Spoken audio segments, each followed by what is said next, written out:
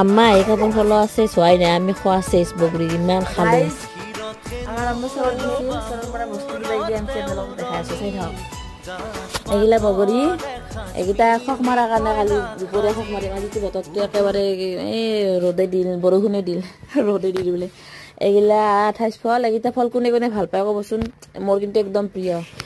এইফালে উৰহি এইফালে মাকৈ এইফালে কিবা কালা কালা বুলি কয় আৰু